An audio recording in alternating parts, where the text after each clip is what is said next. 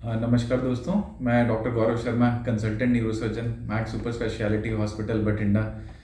आज आपको एक बहुत ही common problem cervical canal stenosis या फिर सर्वाइकल रेडिकुलोपैथी, जिसको हम आम भाषा में कहते हैं कि सर्वाइकल की प्रॉब्लम हो गई है, उसके बारे में थोड़ा सा बताना चाहता हूँ। ये वीडियो बनाने का पर्पस या आपको इस बीमारी के बारे में बताने का ये पर्पस है कि आप अपनी बीमारी को समझ सकें और उसको समझने के बाद एक सही डिसीज़न, किस तरह की आपको ट्रीटमेंट की ज़रूरत है या आपको सर्जरी की ज़रूरत है या फिर हम दवाइयों से इसका इलाज कर सकते हैं, उसको समझकर एक सही डिसीज़न पर पहुंच सकें। तो पहले मैं आपको इसके बारे में कुछ डिटेल में बताने से पहले आपको सर्वाइकल कैनाल, जो हमारा गर्दन में जो रीढ़ की हड्डी होती है, जिसको हम सर्वाइकल वर्टिब्रास या सर्वाइकल कॉर्ड कहते हैं, उसके बारे में थोड़ा सा अनाटमी के बारे में बताना चाहता हूँ। ये जैसे हमारे पास एक मॉडल है, ये हमारी गर्दन की हड्डी है, हमारे सर का पीछे वाला हिस्सा है, ये गर्दन की हड्डी है जिसको हम सर्वाइकल वर्टिब्रास कहते हैं। आप देख रहे हैं ये 7 हड्डियां हैं, 1 2 3 4 5 6 7। ये 7 हड्डियां हमारे गर्दन की हड्डी को बनाती हैं और इन हड्डियों के बीच में डिस्क होती है, जिसको हम आमतौर पर कहते हैं कि डिस्क की प्रॉब्लम हो गई है। उस डिस्क को, अब वो डिस्क इन 2 हड्डियों के बीच में मौजूद होती है। ये जैसे आप सफ़ेद कलर का देख रहे हैं, इसको डिस्क कहा जाता है। आगे हमारी वर्टिब्रल बॉडीज होती हैं, जिसको हम कहते हैं कि मनके हैं गर्दन के, ये बॉडीज हैं, उनके बीच में डिस्क होती है। और आप ये हमारे गर्दन का पीछे का हिस्सा है, इसमें आप देख रहे हैं ये एक रिंग बनाते हैं, पूरे जो मनके होते हैं एक रिंग बनाते हैं। ये यहाँ से शुरू होकर एक पूरी कंप्लीट रिंग बनती है। इन मनकों के बीच में ये जो आप पीले कलर का देख रहे हैं, येलो रंग का, इसको हम स्पाइनल कॉर्ड बोलते हैं। स्पाइनल कॉर्ड मतलब जो हमारे दिमाग से नसों को रीढ़ की हड्डी में लेकर जाती है, जिससे आगे फर्दर आप देख रहे हैं कि ये पीली छोटी नसें निकल रही हैं। तो सेंटर में हमारे मेन जो स्पाइनल कॉर्ड होती है, साइड से उसमें से छोटी छोटी नसें निकलती हैं और इनके दबाव से, इन नसों का वो दबाव हमारी मेन स्पाइनल कॉर्ड पर भी हो सकता है या फिर वो दबाव इन छोटी नसों पर भी हो सकता है, जिसकी वजह से हमारे को, मरीज को प्रॉब्लम महसूस होती है, जिसको हम आम भाषा में कहते हैं कि सर्वाइकल हो गया पेशेंट को। तो ये तो हमारी अनेटमी हो गई कि किस तरह से हमारे गर्दन में कितनी सर्वाइकल वर्टिब्रास होते हैं, कितने मनके होते हैं, उसके बीच में डिस्क होती है, पीछे मेन नस होती है, साइड से छोटी नसें निकलती हैं। अब इसको समझते हुए हम आगे बीमारी के बारे में आपको कुछ बताते हैं। मरीज को प्रॉब्लम कब होती है, उसको कब सिम्टम आते हैं, कब उसको मुसीबत, जो उसको हम कहते हैं कि बीमारी का पता लगना शुरू होता है।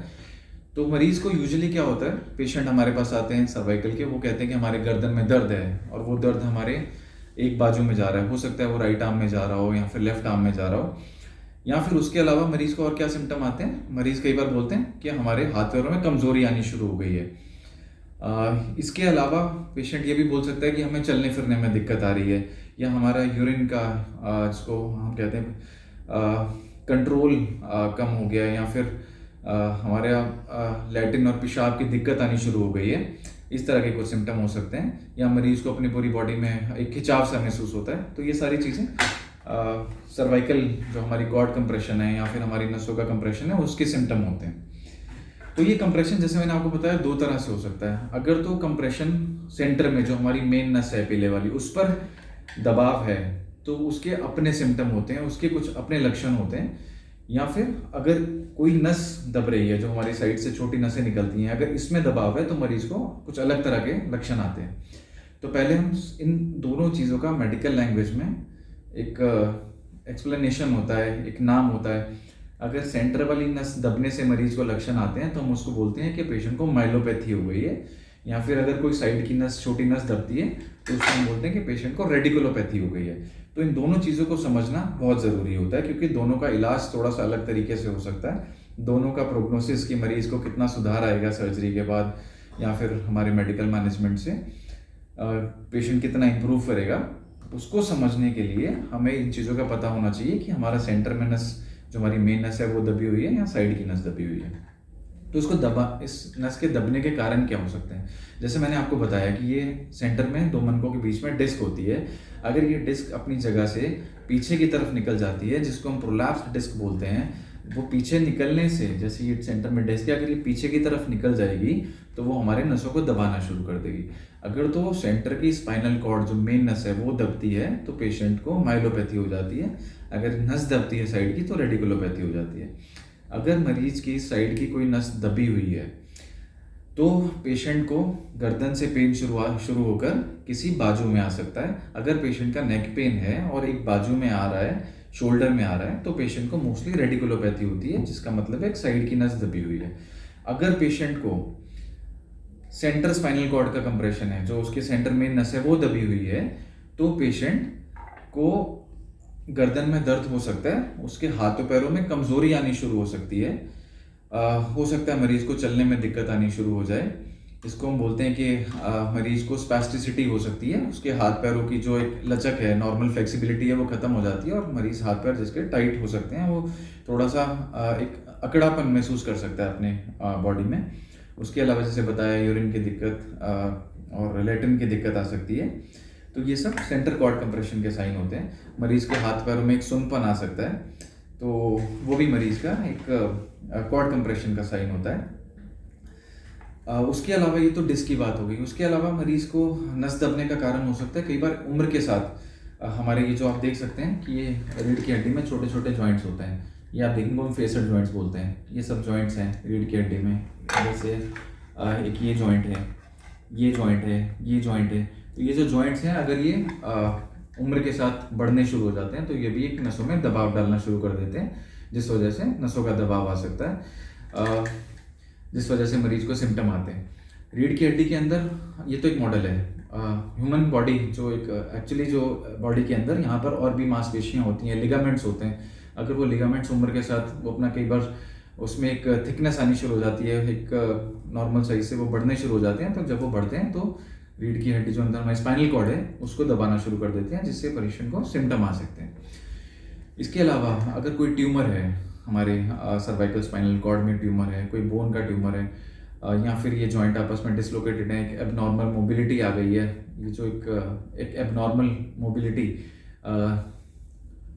एक ऐसा मोबिलिटी जो नॉर्मली हमारी रीढ़ की हड्डी में स्पाइनल कॉर्ड में नहीं होती है, वो अगर आ गई है तो उस वजह से भी ये प्रॉब्लम सर्वाइकल कॉर्ड कंप्रेशन हो सकता है। तो ये तो हो गए सिम्टम। इसके बारे में जब आगे पेशेंट हमारे पास आता है, हमारे को अपनी कंप्लेंट्स बताता है, हम पेशेंट को एग्जामिन करते हैं। एग्जामिन करने के बाद हम ये देखते हैं कि पेशेंट को उसकी पावर कितनी है, उसके हाथ पैर में कितनी कमज़ोरी है। इसके लिए हमारी कुछ ग्रेडिंग होती है, हम पावर को ग्रेड करते हैं 0 से लेकर 5 तक। तो हम उस स्केल पर असेस करते हैं कि पेशेंट को कितनी वीकनेस है। उसके अलावा हम पेशेंट के रिफ्लेक्सेस देखते हैं। रिफ्लेक्सेस अगर बढ़े हुए हैं तो वो भी एक साइन होता है कि पेशेंट का सर्वाइकल स्पाइनल कॉर्ड में कंप्रेशन आ रहा है, और जिस वजह से पेशेंट को हम कहते हैं कि एक सिग्निफिकेंट उसको कंप्रेशन है, जिसका ट्रीटमेंट करना ज़रूरी है।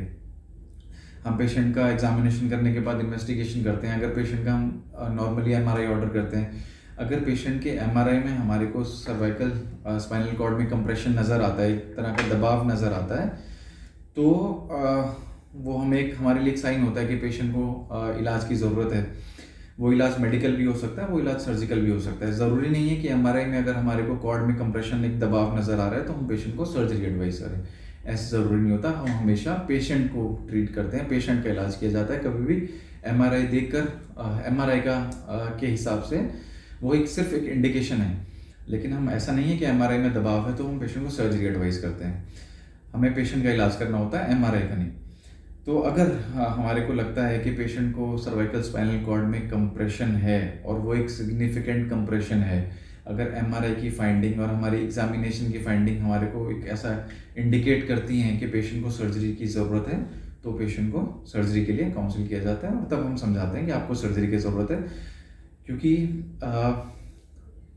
तब समझाने का ये मतलब होता है कि अगर हम उस स्टेज पर सर्जरी नहीं करेंगे तो बीमारी बढ़ सकती है और आगे जाके दिक्कत आ सकती है। यूजुअली अगर हमें MRI में सर्वाइकल स्पाइनल कॉर्ड का कंप्रेशन दिखता है तो कुछ स्टडीज़ हुई हैं जिसमें हमें देखा गया है कि फिर उन पेशेंट्स में 8% लोग 1 साल में ज़्यादा प्रोग्रेस कर जाते हैं। अगले आने वाले 4 सालों में वही 8% की कैटेगरी जो थी, वही 25% पेशेंट उस तरह के आगे जाके प्रोग्रेस कर जाते हैं over the period of 4 years. तो इस प्रोग्रेशन को रोकने के लिए हो सकता है कि हम उस टाइम सर्जरी एडवाइस करते हैं ताकि ये बीमारी आगे ना बढ़े। एक पेशेंट जिसमें इस तरह के सिम्टम आने शुरू हो गए हैं, जिसको हमें एग्जामिनेशन पे या उसकी क्लिनिकल फाइंडिंग पे पता लगता है कि इसको मरीज को एक सिग्निफिकेंट कंप्रेशन है, तो इस तरह के पेशेंट आने वाले समय में डिटीरियोरेट कर सकते हैं, उनके लक्षण बढ़ सकते हैं। ऐसा देखा गया कि 75% पेशेंट, 75% पेशेंट जो होते हैं वो स्टेप वाइज मैनर में डिटीरियोरेट करते हैं। स्टेप वाइज मैनर में डिटीरियोरेट करने का मतलब है कि पेशेंट को सिम्टम आते हैं, उसका पेन बढ़ जाता है, उसको लैट्रिन पेशाब की दिक्कत आ सकती है, फिर वो पेन हम मेडिसिन देते हैं, पेन सेटल हो जाता है, या फिर लैट्रिन पेशाब की टेम्पररी दिक्कत ठीक हो जाती है, फिर वो कुछ समय, एक हफ्ता, एक महीना, एक साल पेशेंट नॉर्मल फील करता है, बट फिर से उसको सिम्टम आते हैं, बीमारी ऐसे प्रोग्रेस करती है। तो 75% पेशेंट्स में स्टेप वाइज प्रोग्रेशन होता है।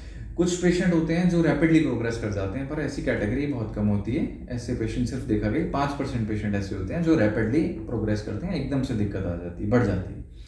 बाकी जो 20% पेशेंट है वो स्लो प्रोग्रेस करते हैं कि उनकी बीमारी धीरे धीरे आगे बढ़ती है और एकदम से प्रोग्रेशन नहीं होता, हमें इलाज के लिए कुछ टाइम मिलता है। तो ये तो प्रोग्रेशन हो गया। अब सर्जरी करने का मतलब ये होता है, सर्जरी करने का पर्पस ये होता है कि हम पेशेंट की बीमारी को एक जगह पर रोकना चाहते हैं, हम उसको स्टेबल करना चाहते हैं कि वो जिस स्टेज पर एक पेशेंट है उससे आगे उसकी बीमारी डिटीरियोरेट ना हो। इसमें हम पेशेंट को ये प्रॉमिस नहीं करते कि जो ऑलरेडी डैमेज हो चुका है वो ठीक होगा या नहीं, क्योंकि एक बार ये पतली नसें हैं बिल्कुल सर्वाइकल स्पाइन में, अगर ये खराब होनी शुरू हो जाती हैं, कुछ जो नसें खराब हो चुकी हैं, यूजुअली ये बीमारी लंबी होती है, तो उसमें वो पूरी तरह ठीक होगा ये कहना मुश्किल हो जाता है। वो थोड़ा सा यूजुअली देखा गया है कि सर्जरीज के बाद पेशेंट के सिम्टम्स इम्प्रूव भी होते हैं, लेकिन सर्जरी करने का मेन पर्पस ये होता है कि मरीज की बीमारी आगे ना बढ़े। सर्जरी के बाद सिम्टम्स इंप्रूव होंगे, जो दिक्कत आ चुकी है उसमें सुधार आएगा, पेशेंट की टोन काफ़ी नॉर्मल होती है, पावर भी कुछ हद तक इंप्रूव होती है, लेकिन इसमें 100% गारंटी नहीं होती। तो हम इसमें हमेशा मरीज को ये समझाते हैं कि आपकी बीमारी को हम एक जगह रोकने के लिए इस सर्जरी कर रहे हैं ताकि आपकी बीमारी आगे ना बढ़े। तो ये पर्पस ऑफ सर्जरी, जो हम सर्जरी एडवाइस करते हैं, उसको समझना बहुत ज़रूरी है कि हम सर्जरी कर क्यों रहे हैं। तो इसके साथ मैं उम्मीद करता हूँ कि आपको थोड़ा सा इस चीज़ के बारे में पता लगा होगा कि सर्वाइकल बीमारी क्या है। उसमें हम इलाज दोनों, मेडिकल मैनेजमेंट, दवाइयों द्वारा इलाज, सर्जरी द्वारा इलाज, दोनों ऑप्शंस हमारे पास होते हैं। एक्सरसाइजेस का अपना रोल होता है, जहाँ पर सर्जरी रिक्वायर्ड है वहाँ पर सर्जरी एडवाइस की जाती है। तो ये सब समझते हुए हम उम्मीद करते हैं कि आप ये वीडियो देखकर अपनी बीमारी को बेहतर समझेंगे और एक बेहतर इलाज का विकल्प जो आपके पास अवेलेबल है उसको चूज़ करने में आपको थोड़ी सी मदद मिलेगी। अगर आपको इस तरह की कोई भी प्रॉब्लम आप फेस करते हैं, आपको है, आपके घर वालों को या आसपास किसी को है, तो उनको एक एडवाइस ज़रूर करना कि आपके घर के आसपास जो भी एक न्यूरोसर्जन अवेलेबल है उनसे कंसल्ट करें और अपने ट्रीटमेंट में बिना देरी करे हुए सही विकल्प चुन के इलाज के लिए आगे बढ़ें। Thank you.